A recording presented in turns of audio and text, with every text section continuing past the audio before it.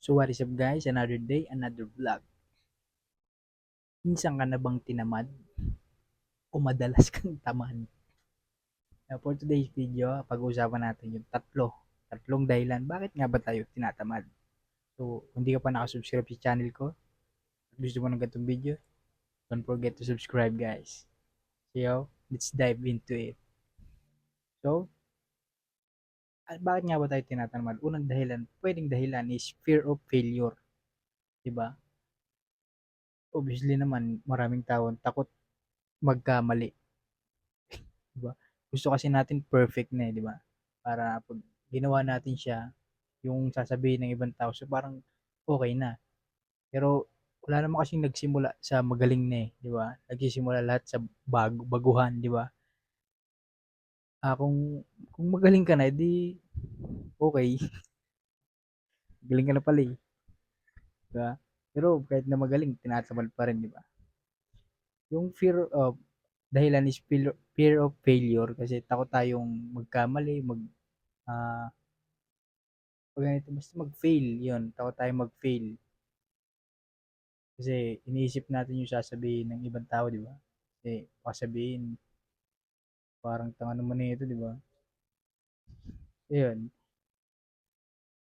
ang gawin lang natin is, gawin na lang natin, magsimula na lang tayo, di ba?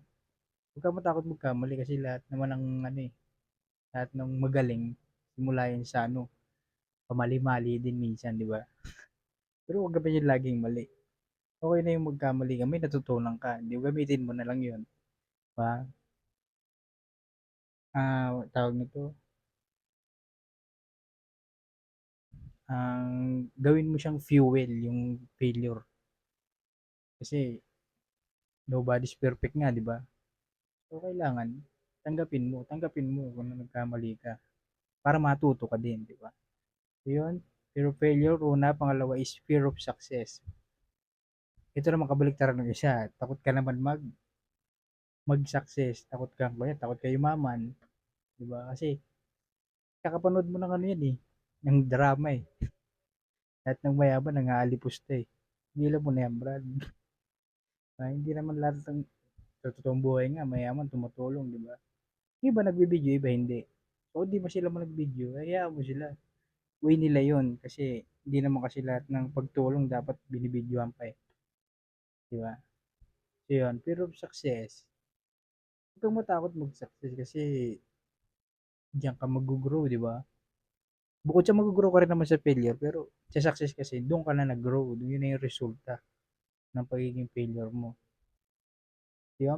Pangalawa is fear of success. Yung last naman is lack of motivation or discipline. In connection to dun sa last video ko na motivation versus discipline. Dito naman kailangan mo yung dalawa.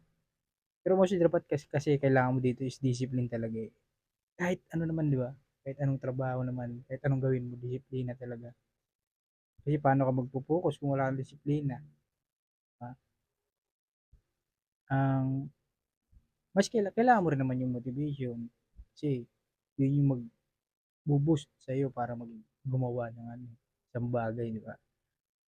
Kunyari, gusto mo gusto mo mag-video, di ba? Ako tulad ko, mag-video ako. Gusto ko mag-vlog. Ginagawa ko motivation yun, sila kong, di ba, yung mga may, ano na, may narating na. Pero huwag mo titignan yung chapter nila ngayon. Tignan mo yung, isipin mo kung ano yung pinagdaanan nila, di ba? Bakit sila naging ganun? Bukod sa may motivation na sila, meron pa silang discipline. So, mas maganda yung meron ka nung dalawa, both na motivation and discipline.